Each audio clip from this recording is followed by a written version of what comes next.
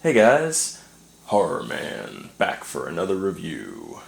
Alright, so today we're going to take a look at NECA Toys' newest retro figure. We have Elvira, Mistress of the Dark. Now this celebrates her 40-year anniversary, so congrats to Elvira, Cassandra Peterson. She's definitely a cultural icon, especially a horror icon.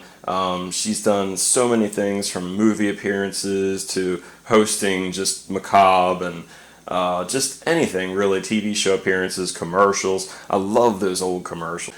Just like great memories from a great time, especially the 80s and early 90s.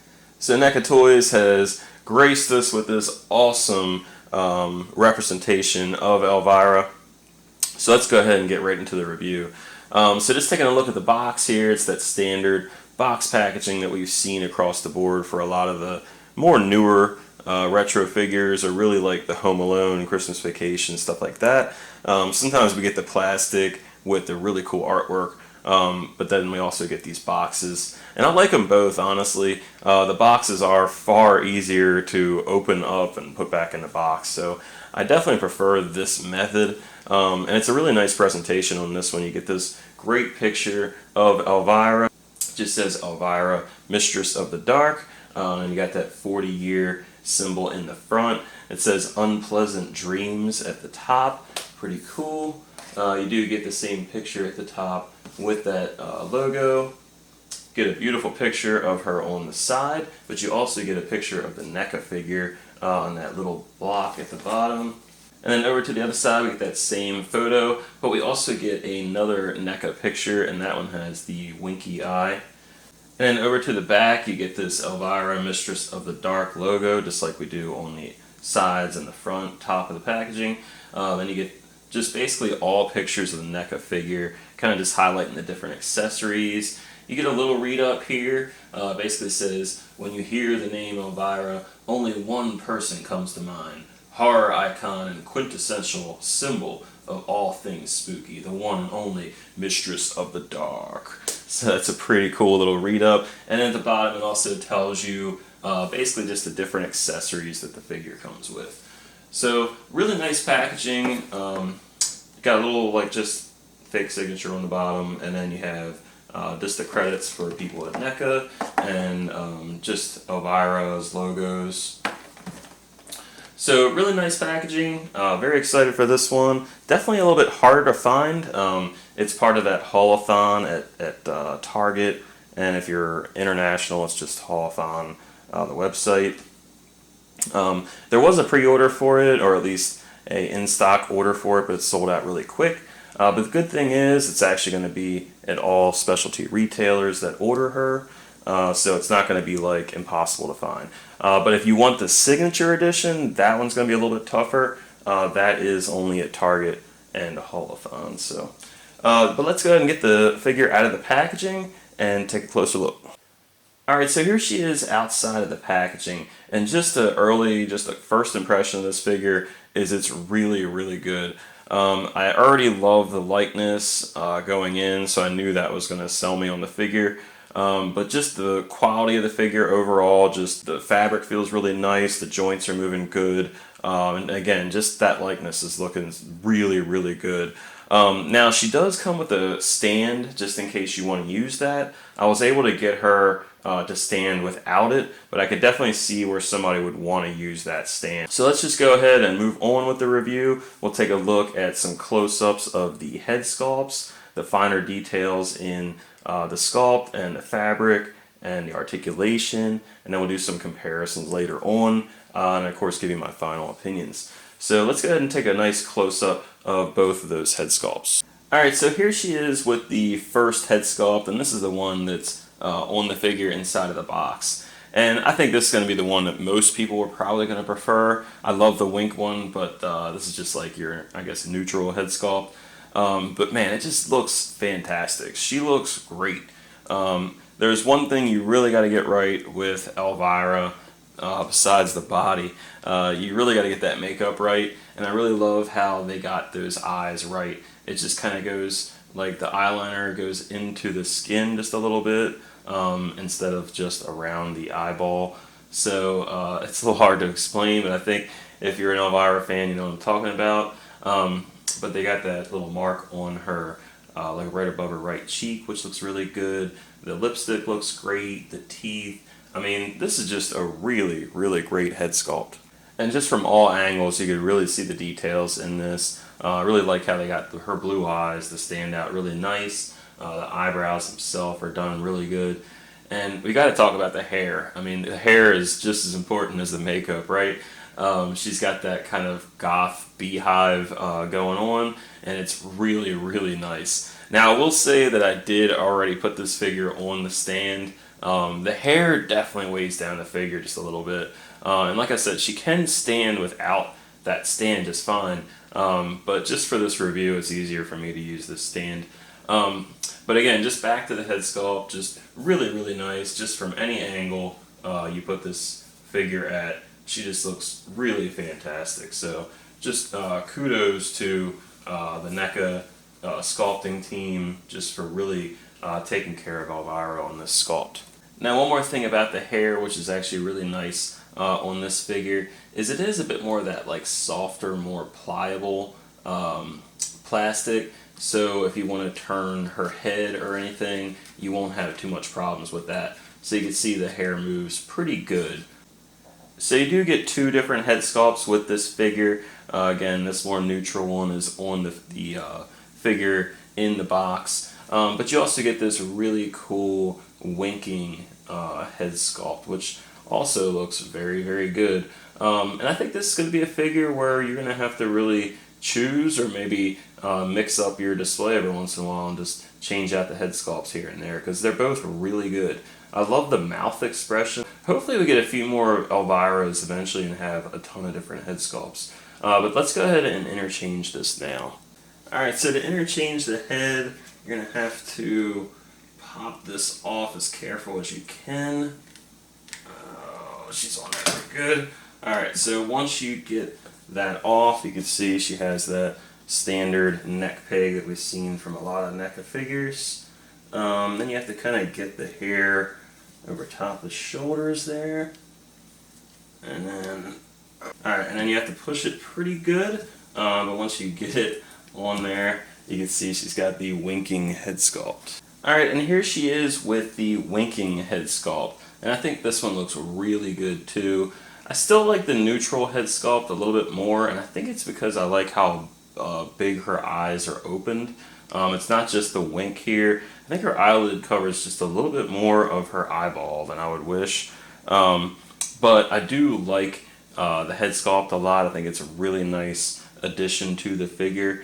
And if you don't like the wink, you can kind of just angle her like a side view, and you can get a totally different shot of like a profile view of Elvira. So I really do like both head sculpts. I especially like the mouth expression on this one. And from what I could tell, the hair sculpt is exactly the same. I can't really see any reason why they would change it, but they both look the same as far as the hair. So again, really nice sculpt on this one. Alright, and taking a look at Elvira's other details here, it is a really, really nice quality fabric to the dress. Definitely very happy with that. It's not like a silk or anything, but it just has that smooth type of feel to it.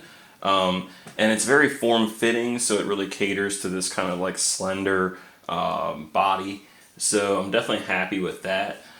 You do get this little like belt piece, which is basically a sheath for her dagger, and we'll take a look at that in a minute. But if for some reason you want to, you can actually take this belt piece off.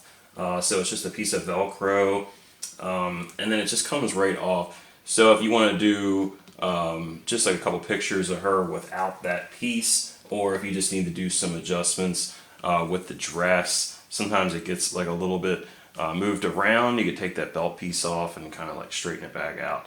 But it is cool that that piece is removable. Besides that, you get that kind of like ghost face type of garb. You can see how she has like the slits in the like sleeves here. So you can kind of like just let them hang down, or you can kind of just like roll it up so you can see her hands better. And just taking a look at the details in her hands, she's got some really nice details going on. So of course you have the black fingernail polish, and then you have a little ring on her right hand.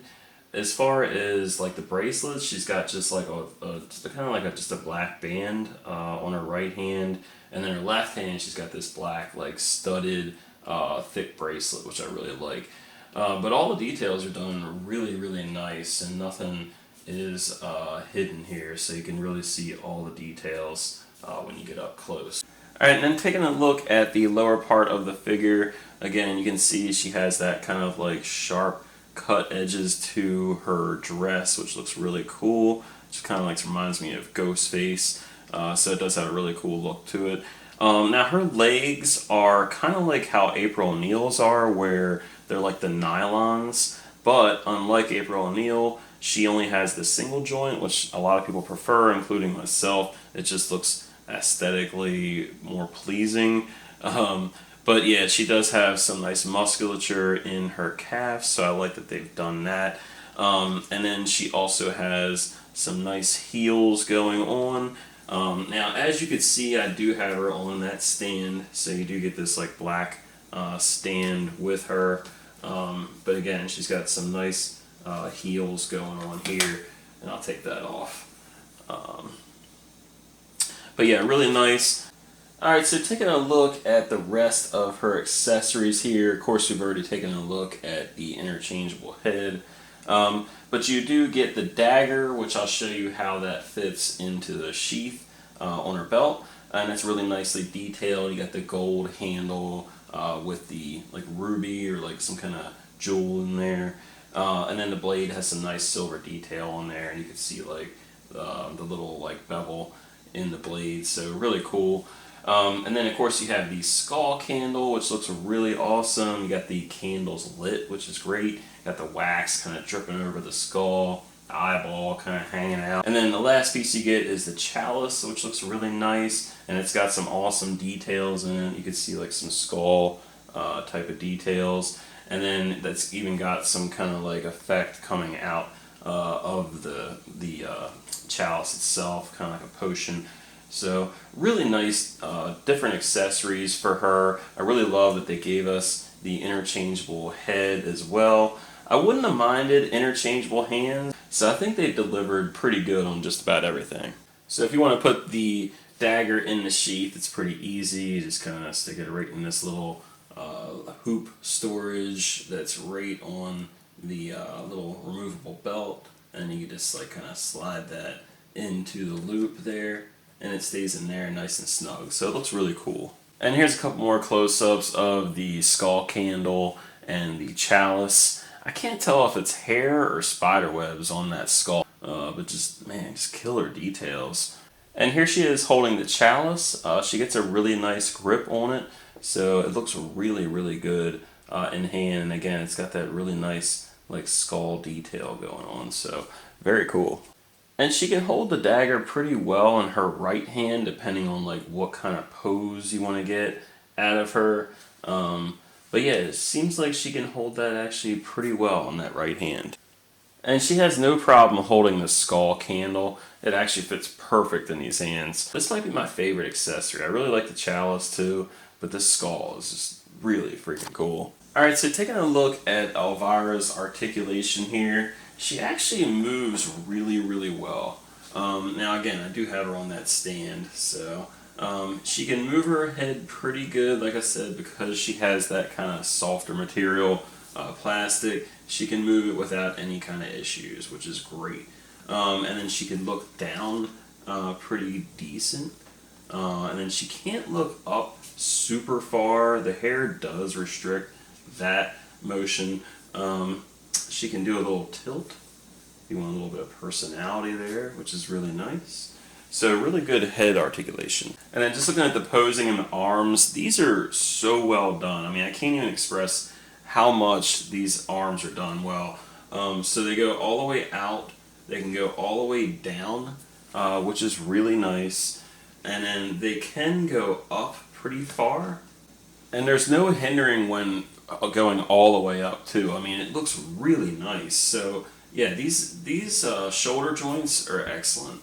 Now the elbows themselves are double jointed, so you get plenty of motion in those elbows. I mean, she can cross her arms, but she can just get some really nice posing with those elbows. So you won't have any issues with getting some really nice poses out of Elvira.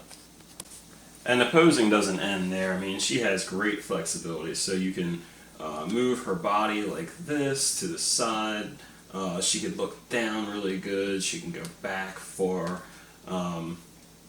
her legs can go all the way out, full split, forward, backward. She does have this single joint knee, which we talked about, which I do prefer. And she have a little bit of movement, not much in her ankles. So that's one little hiccup there, not too much ankle rocker. But all in all, man, I mean, she's got great articulation. For the first comparison, here she is next to Freddy and Jason, and she's just a little bit on the tall side, but overall they look pretty good next to each other. And here she is with the Halloween 2 Michael Myers and Laurie Strode. And here she is with Halloween 3 and Dr. Loomis, and again you can see she's just a little bit taller. And here she is with some of the NECA Ultimate figures, as well as a custom Alf figure, and you can see that the 7-inch scale doesn't quite scale with them, but characters like Sam or Chucky don't look too bad. Alright, so that's my review of the NECA Toys Elvira figure.